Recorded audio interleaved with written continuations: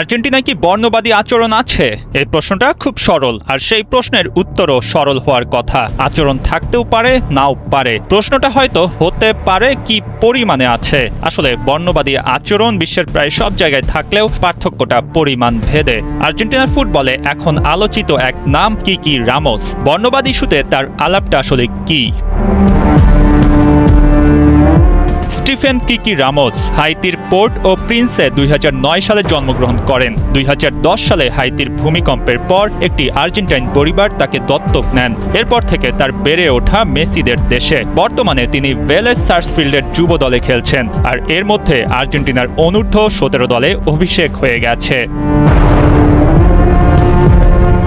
গায়ে জড়িয়েছেন আকাশী নীল জার্সি। তা আপাতত বয়সভিত্তিক দলের হলেও তাকে আর্জেন্টিনার অন্যতম ভবিষ্যৎ হিসেবে বিবেচনা করা হচ্ছে। এবছর ভেলেস সার্সফিল্ডের হয়ে 12 গোল করেছেন। বা প্রান্ত দিয়ে তার ঝড় তোলা গতি দেখে অবাক না হয়ে পারা যায় না। হাইতিতে জন্ম নেয়া রামোসের দিকে এবার প্রশ্ন রাখা হলো বর্ণবাদ নিয়ে।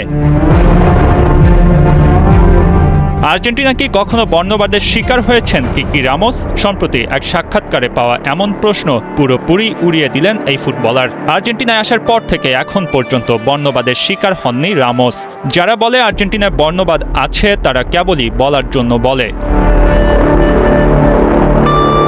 রামোস আরও জানিয়েছেন, এমন একটা সময় চলছে যখন আর্জেন্টিনাকে অনেক রকম সমালোচনা সইতে হচ্ছে, কিন্তু বাস্তবতা হচ্ছে আর্জেন্টিনা একটা সুন্দর দেশ। তার কাছে নীল সাদা জার্সি গায়ে চড়ানো ছোটবেলার স্বপ্ন, আর সেই স্বপ্ন যত্ন করে এগিয়ে চলছেন প্রতিদিন। আর্জেন্টিনার ইতিহাসে কৃষ্ণাঙ্গ ফুটবলার নেই বললেই চলে। সেখানে কিকি রামোসকে ঘিরে জমছে কৌতূহল। প্রতিদিন এই উইঙ্গার নিজের জাত চিনিয়ে যাচ্ছেন। সম্ভাবনার দ্বার খুলে যাচ্ছে একের পর এক। ফুটবল বিশ্বকে যেন জানান দিয়ে যাচ্ছেন, আমি আসছি।